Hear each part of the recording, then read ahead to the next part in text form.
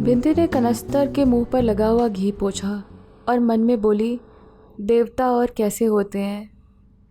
Hello दोस्तों, नमस्कार। स्वागत है आपका द ओल्ड स्ट्रीट में और आप सुन रहे हैं धर्मवीर भारती जी का प्रसिद्ध उपन्यास गुनाहों का देवता। ये उपन्यास मैंने जब शुरू किया था तो मुझे भी नहीं पता था कि कहानी इतनी ज़्यादा संवेदनशील है और इतने ज़्यादा इसमें बहुत सारी भावनाओं का संगम है। तो ये उपन्यास बहुत ही अच्छा है।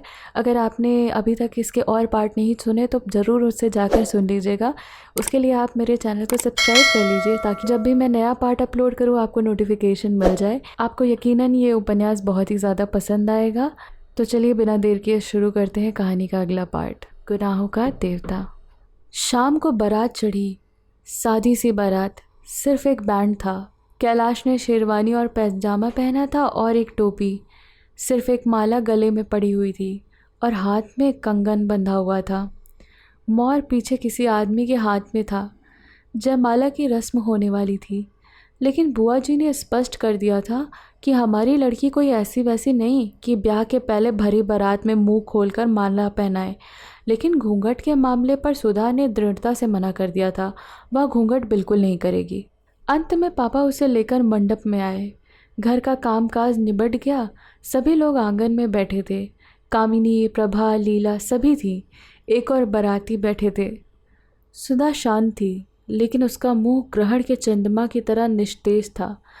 मंडप का एक बल्ब खराब हो गया था और चंदर सामने खड़ा उसे बदल रहा था।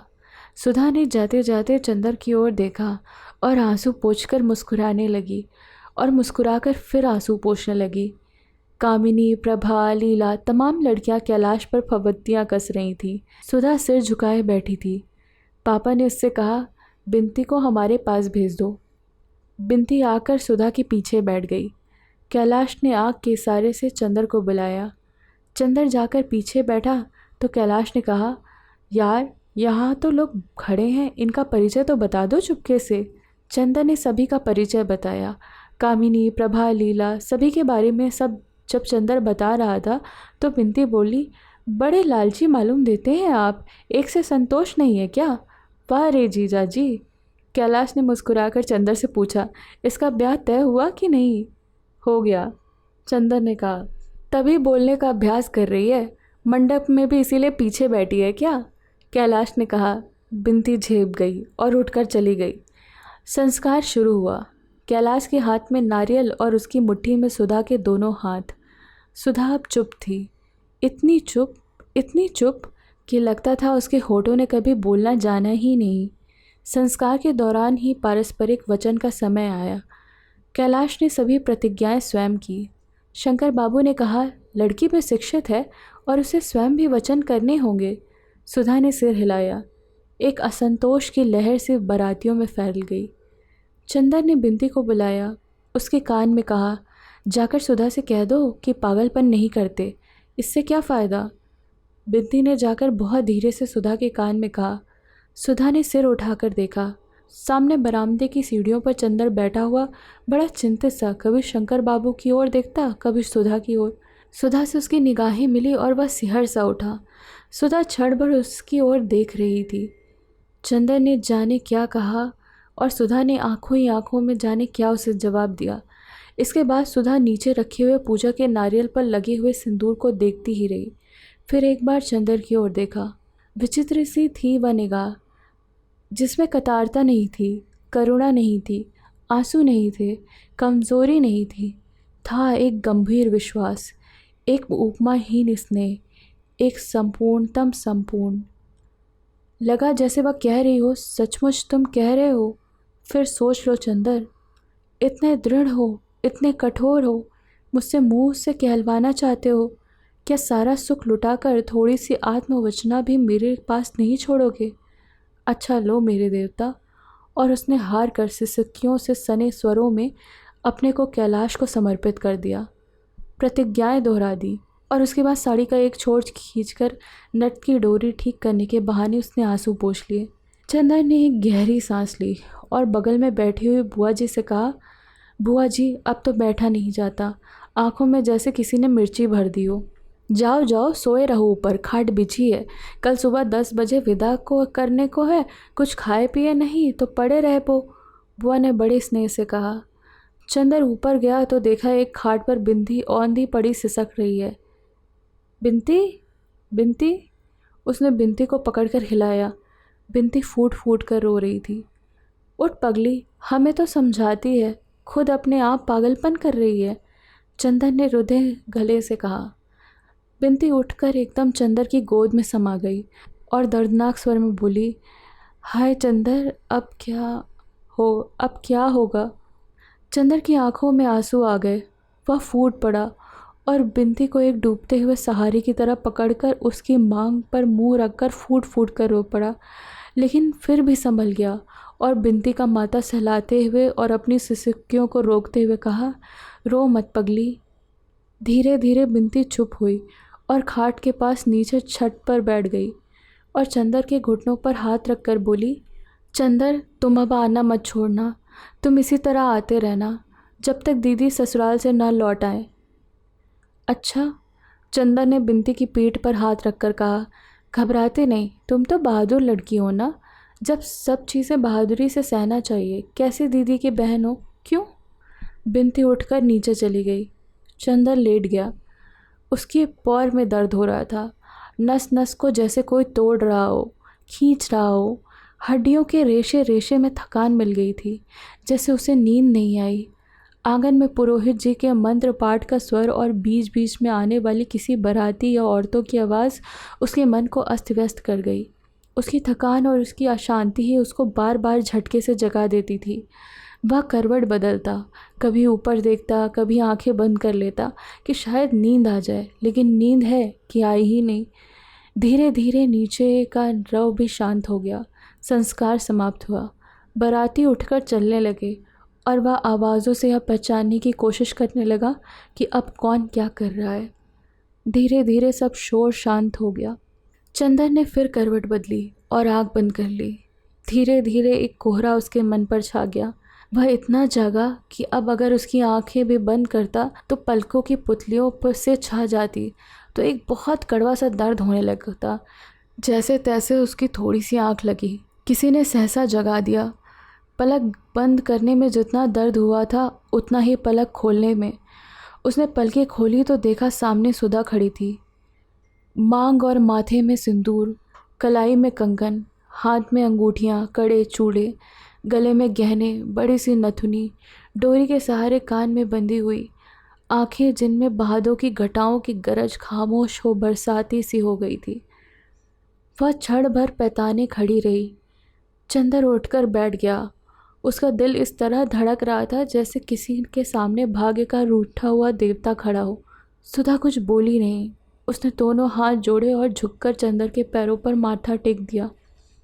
चंदर ने उसके सर पर हाथ रखकर कहा, ईश्वर तुम्हारा सुहाग अटल करे, तुम बहुत महान हो, मुझे तुम पर आज गर्व है।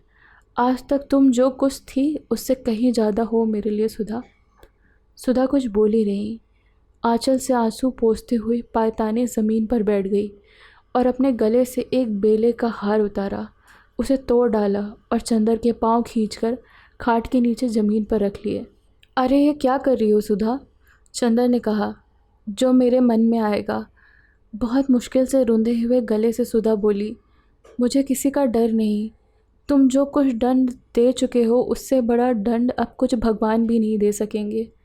सुधा ने चंदर के बाहों पर फूल रखकर उन्हें चूम लिया और अपनी कलाई में बंधी हुई एक पुड़िया खोलकर उसमें से थोड़ा सा सिंदूर उन फूलों पर छिड़ककर चंदर के पाँव पर रखकर चुपचाप रोती रही। थोड़ी देर बाद उठी और उन फूलों को समेटा, अपने आंचल के एक छोर में उन्हें बांध लिया और उठकर चली, धीमे धीमे, निशब्द। कहाँ चली सुधा? चंदर ने सुधा का हाथ पकड़ लिया। कहीं नहीं, अपना हाथ छुड़ाते हुए सुधा ने कहा। नहीं नहीं सुधा, लाओ ये हम रखेंगे, चंदर ने सुधा को रोकते हुए कहा। बेकार है चंदर, कल तक परसों तक ये झूठे हो जाएंगे देवता मेरे। और सुधा सिसकते हुए चली गई। एक चमकदार सितारा टूटा और पूरे आकाश में फिसलते हुए जाने किस क्षितिज में खो गया। दूसरे दिन 8 बजे तक सारा सामान स्टेशन पहुंच गया था। शंकर बाबू और डॉक्टर साहब पहले से ही स्टेशन पहुंच गए थे। बाराती भी सब लोग चले गए थे। कैलाश और सुधा को स्टेशन तक लाने का जिम्मा चंदर पर था। बहुत जल्दी करते कराते भी 9:15 बज गए थे। उसने फिर जाकर कहा। कैलाश और सुधा खड़े थे। पीछे से नाइन सुधा के सिर पर पंखा कर रही थी और बुआ जी रोचना कर रही थी। चंदर के जल्दी मचाने पर अंत में उन्हें फुर्सत मिली और वह आगे बढ़े। मोटर पर सुधा ने जो ही पाँव रखा कि बिनती पाँव से लिपट गई और रोने लगी। सुधा ज़ोर से बिलक बिलक कर रो उठी। चंदर ने बिनती को छुड़ाया। सुधा पीछे बैठकर खिड़की पर मुंह रखकर सिसकती रही। मोटर चल दी। सुधा मुड़कर अपने घर की ओर देख रही थी। बिनती ने हाथ जोड़े तो सुधा चीख कर रो पड़ी, फिर चुप हो गई। स्टेशन पर भी सुधा बिल्कुल शांत रही। सुधा और कैलाश के लिए सेकंड क्लास में एक बर्थ सुरक्षित थी। बाकी लोग ड्योढ़े में थे। शंकर बाबू ने दोनों को उस डिब्बे में पहुंचाया और बोले, कैलाश तुम ज़रा हमारे साथ आओ। मिस्टर कपूर ज़रा बहू के पास आप रहिएगा, मैं डॉक्टर साहब को यहाँ भेज रहा हूँ। चंदर खिड़की के पास खड़ा हो गया। शंकर बाबू का छोटा बच्चा आकर अपनी नई चाची के पास बैठ गया और उनकी रेशमी चादर से खेलने लगा। चंदर चुपचाप खड़ा था। सहसा सुधा ने उसके हाथों पर अपनी मेहंदी लगा हाथ रख दिया और धीमे से कहा, चंदर। चंदर ने मुड़कर देखा तो बोली, अब कुछ सोचो मत, इधर देखो। और सुधा ने जाने कितने दुलार से चंदर से कहा, देखो बिनती का ध्यान रखना, उसे तुम्हारे ही भरोसे छोड़ रही हूँ। और पापा को रात में सोते वक्त दूध में ओवल्टीन ज़रूर दे देना। खाने पीने में गड़बड़ी मत करना, या मत समझना कि सुधा मर गई तो फिर बिना दूध की चाय पीने लगे। हम जल्दी से आ जाएंगे। पम्मी का कोई खत आए तो हमें लिखना। इतने में डॉक्टर साहब और कैलाश आ गए। कैलाश कंपार्टमेंट में बाथरूम में चला गया। डॉक्टर साहब आए और सुधा के सर पर हाथ रखकर बोले, बेटा आज तेरी माँ होती तो कितना अच्छा होता। और देख महीने भर में बुला लेंगे तुझे, तो घबराना मत। गाड़ी ने सीटी दी। पापा ने कहा, बेटा अब ठीक से रहना और भावुकता या बचपना मत करना, समझी। पापा ने आंखों से रुमाल लगा लिया। विवाह बहुत बड़ा उत्तरदायी है। अब तुम्हारी नई जिंदगी है। अब तक बेटी थी, अब तो बहू हो। सुधा बोली, पापा तुम्हारा ओवल्टीन का डिब्बा शीशे वाली मेज़ पर रखा है, उसे पी लिया करना। और पापा बिनती को गांव मत भेजना। चंदर को अब उसे घर पर ही बुला लो। तुम अकेले पड़ गए और हमें जल्दी बुला लेना। गाड़ी ने फिर सीटी दी। कैलाश ने जल्दी से डॉक्टर साहब के पैर छुए, चंदर से हाथ मिलाया। सुधा बोली, चंदर ये पुर्जा बिनती को दे देना और देखो मेरा नतीजा निकले तो तार देना। गाड़ी चढ़ पड़ी। अच्छा पापा, अच्छा चंदर।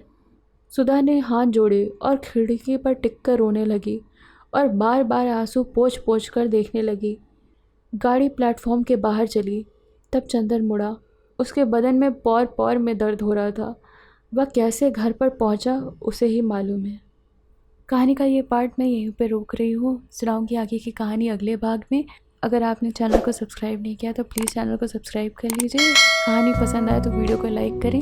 नीचे कमेंट करके मुझे अपना फीडबैक बताइएगा। मिलते हैं बहुत ही जल्द कहानी के अगले पार्ट में।